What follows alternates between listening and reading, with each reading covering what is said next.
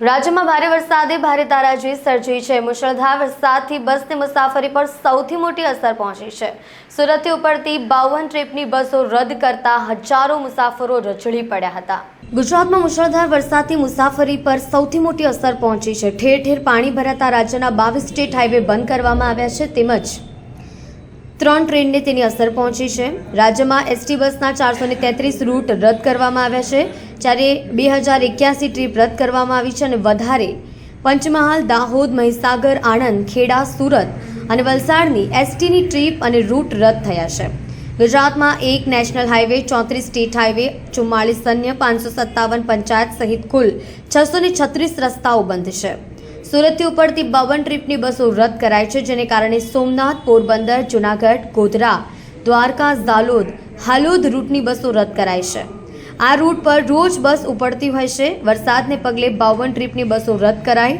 19 જેટલા રૂટને વરસાદની અસર પહોંચી હતી। બસો રદ કરાતા સુરતમાં 1000થી વધારે મુસાફરો વાયા હતા। સુરત વિભાગમાં અત્યારે હાલના વરસાદના લીધે 52 ટ્રીપો ટોટલી કેન્સલ થઈ છે અને 19 રૂટો અફેક્ટેડ થયા છે, જેમાં સૌરાષ્ટ્ર તરફના સોમનાથ, પોરબંદર, પછી આપણે જામનગર છે, ભુજ છે, તે સૌરાષ્ટ્ર તરફનું, તેમજ આપણે દાહોદ, ગોધરા, લુણાવાડા તરફનું સંચાલન હાલ પૂરતું બંધ છે અને વડોદરા સિટીની અંદર પાણી આવી જવાથી વડોદરા બાયપાસનું અમદાવાદનું સર્વિસ ચાલુ છે અત્યારે હાલમાં।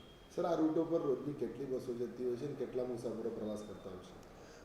આ રૂટ ઉપર સુરત વિભાગ તેમજ અન્ય વિભાગની પણ ટોટલ થઈને 70થી 80 બસોનું સંચાલન થતું હોય છે અને આ સંચાલનથી જે સૌરાષ્ટ્ર તરફ જવાના મુસાફરો છે કે જેને થોડીક અગવડતા પડી છે અને હવે તો પાણી ધીમે ધીમે ઉતરે છે, એટલે થોડા જેવું આ સૂચના ઉપરથી વહીવટતંત્ર દ્વારા મળશે એ પ્રમાણે સંચાલન ચાલુ કરી દેવું।